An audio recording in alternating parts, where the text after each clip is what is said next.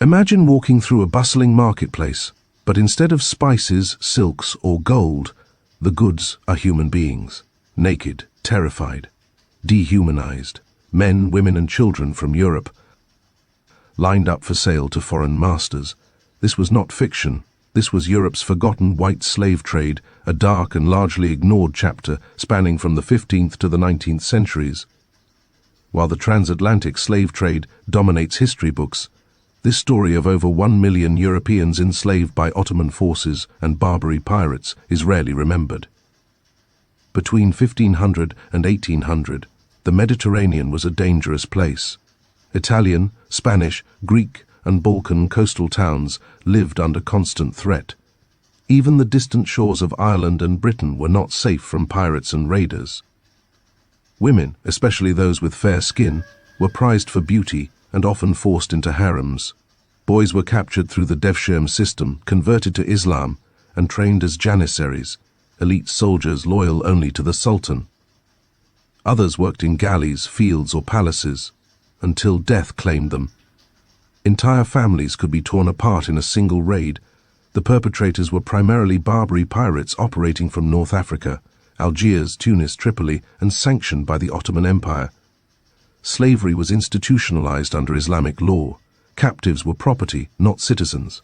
Women had no autonomy, considered daughters, wives, or slaves. Slaves fueled the empire's economy, labor force, and military.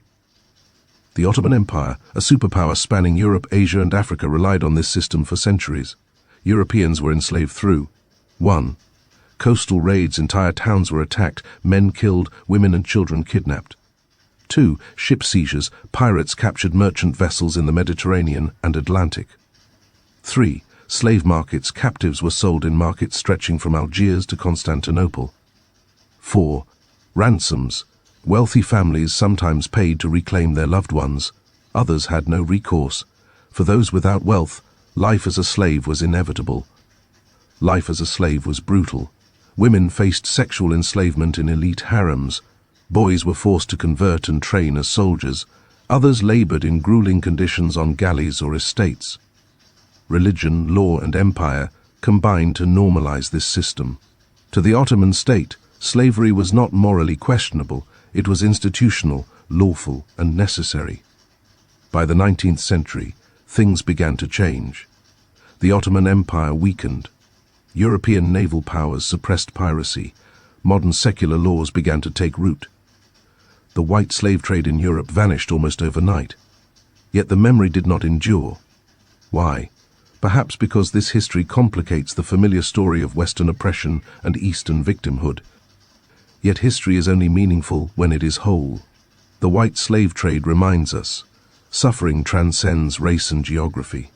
Millions of Europeans endured unimaginable horrors, raids, forced conversions, and slavery. History must acknowledge all human atrocities, even those that challenge our narratives.